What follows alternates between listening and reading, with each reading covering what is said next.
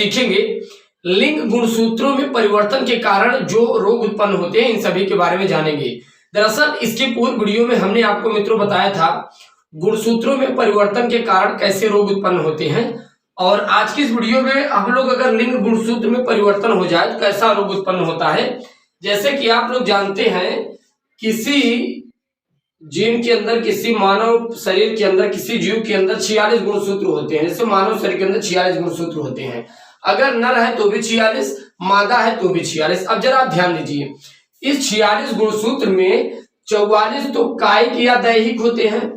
भाई इस 46 गुणसूत्र में 44 जो गुणसूत्र होंगे वो कायिक या दैहिक गुणसूत्र होंगे। इसमें जो 2 गुणसूत्र होंगे वो लिंग गुणसूत्र होंगे। अब जैसे इसका अर्धसूत्री जब विभाजन हो रहा था तो 22 यहां से निकला था और 1 यहां से निकला, तो 22 + 1 = 23 नर के अंदर से, ऐसे 23 मादा के अंदर से आता था, भ्रूण बनाता था और नया संतान बना लेता था। राइट। अब यहां पर मित्रों देखिए, ये कायिक या दैहिक गुणसूत्र है। आज जो हम लोग रोगों के बारे में जानेंगे वो इस लिंग गुणसूत्र में परिवर्तन के कारण कैसा रोग उत्पन्न होता है, इसी के बारे में अध्ययन करेंगे हम लोग। और यहाँ पर देखिए 2 रोग हम लोग जानेंगे जो कि बहुत इंपॉर्टेंट है आपके बोर्ड एग्जाम में मित्रों। ये 3-3 नंबर का हमने देखा है, पूछा जाता है। उस साल का भी अगर आप यूपी बोर्ड का मॉडल पेपर उठा के देखिए, प्रीवियस ईयर का प्रैक्टिस पेपर, तो वहां पर भी आप देखेंगे ये क्लाइनेफेल्टर सिंड्रोम, टर्नर सिंड्रोम के बारे में पूछा गया है। राइट। तो यहाँ पर देखिए है क्या, लिंग गुणसूत्र में परिवर्तन के द्वारा उत्पन्न रोग। तो सबसे पहले हम लोग क्लाइनेफेल्टर सिंड्रोम के बारे में जानते हैं। क्लाइनेफेल्टर सिंड्रोम कैसा रोग होता है? यह एक आनुवंशिक स्थिति जिसमें पुरुष एक अतिरिक्त X गुणसूत्र के साथ पैदा होता है। आप ये तो सुने होंगे, जो भी पुरुष या नर, जब जो भी पुरुष उत्पन्न होता है भाई, मादा के अंदर क्या होता है? मादा के अंदर X गुणसूत्र होता है। पुरुष के अंदर कौन सा गुणसूत्र होता है? XY गुणसूत्र होता है। तो यहाँ पर कहा क्या गया, एक आनुवंशिक स्थिति जिसमें पुरुष एक अतिरिक्त X गुणसूत्र के साथ पैदा होता है। भाई XY तो पहले से अंदर से सामान्य पुरुष के अंदर होता है।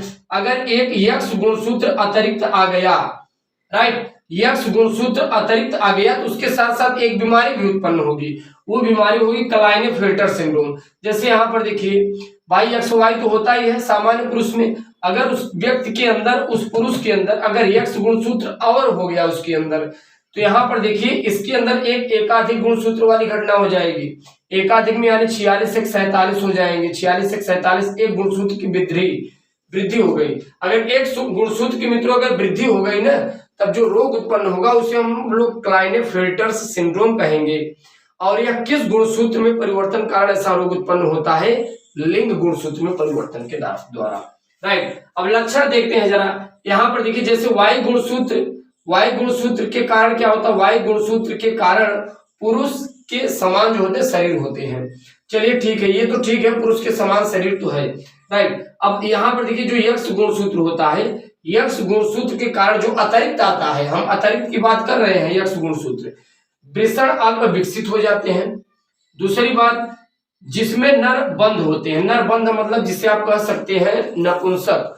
नपुंसक का मतलब यह होता है मित्रों बच्चे पैदा न कर पाने की स्थिति। राइट। अब यहाँ पर देखिए आगे और क्या होता है, आगे और देखिए इसमें क्या लक्षण उत्पन्न हो जाता है। पुरुष के स्तन भी विकसित हो जाते हैं। राइट। ये देखिए पुरुष के स्तन भी विकसित हो जाते हैं, जो नहीं होना चाहिए। सेक्स की इच्छा कम हो जाना। राइट। तो अगर ऐसे मित्रों लक्षण उत्पन्न होते हैं तो क्लाइनेफेल्टर सिंड्रोम जैसे रोग होते हैं। अब जरूरी नहीं कि अगर आप भविष्य में डॉक्टर बनिए तो अगर ऐसे लक्षण उत्पन्न हो रहे हैं तो आप समझिए कि उस व्यक्ति के अंदर क्लाइनेफेल्टर सिंड्रोम ही रोग है, जरूरी नहीं है। राइट। क्लाइनेफेल्टर से मित्रों अगर सिंड्रोम रोग है तो एक आप कह सकते बहुत ही खतरनाक बीमारी होती है, जो कि एक आनुवंशिक लक्षण होता है जो बचपन से ही दिखने लगता है। और ये जरूर नहीं कि अगर आप ऐसे अगर लक्षण दिखे तो आप समझ लीजिए क्लाइनेफेल्टर। कुछ है जो अलग, जैसे वृषण अल्प विकसित, बच्चे पैदा न कर पाने की स्थिति। दूसरी, पुरुष के स्तन विकसित हो जाते हैं, ये सबसे अलग है। तो अगर इस प्रकार के रोग उत्पन्न हो जिसमें नर बंध होते हैं, तो इस प्रकार के रोग उत्पन्न होते हैं तब क्लाइनेफेल्टर्स हो जाते हैं। तो इस चीज को जरा आप समझिएगा। और इसके बाद हम लोग टर्नर सिंड्रोम के बारे में जानते हैं। टर्नर सिंड्रोम क्या है? यह गुणसूत्र, अब एक चीज ध्यान रखना, ये जो मित्रों क्लाइनेफेल्टर सिंड्रोम होता है, ये पुरुष के अंदर होता है। अब यहाँ पर आप ध्यान दीजिए, टर्नर सिंड्रोम यह गुणसूत्र क्रोमोसोम संबंधित समस्या जिसमें महिला केवल एक एक्स गुणसूत्र के साथ पैदा होती है। अब जरा ध्यान दीजिए, महिला के अंदर आप जानते हैं मादा के अंदर एक्स गुणसूत्र होता है, राइट। कभी कभी मित्रों क्या होता है, जो मादाएं होती हैं वो केवल एक्स गुणसूत्र के साथ पैदा होती हैं। अगर एक्स गुणसूत्र के साथ पैदा हुई यानी एक एक्स गुणसूत्र की कमी हो जाए, बात समझ में आ रही है। और ये किस गुणसूत्र में, कायिक या दैहिक नहीं, लिंग गुणसूत्र में। अब यहाँ पर देखिए एक्स गुणसूत्र की अगर कमी हो गई तो 46 में एक कमी हो जाएगी, 45 हो जाएगा। भाई 46 तो एक सामान्य है, इसमें एक गुणसूत्र की कमी हो जाएगी, 45 हो जाएगा। एक लिंग गुणसूत्र में कमी हो गई तो यह गुणसूत्र क्रोमोसोम संबंधित समस्या जिसमें केवल एक एक्स गुणसूत्र के साथ जो मादाएं होती पैदा होती हैं, तो उनके अंदर अब देखिए कैसे लक्षण होंगे, तो आप समझ सकते हैं इस प्रकार के रोग उत्पन्न होते हैं जिन्हें हम लोग टर्नर सिंड्रोम कहेंगे।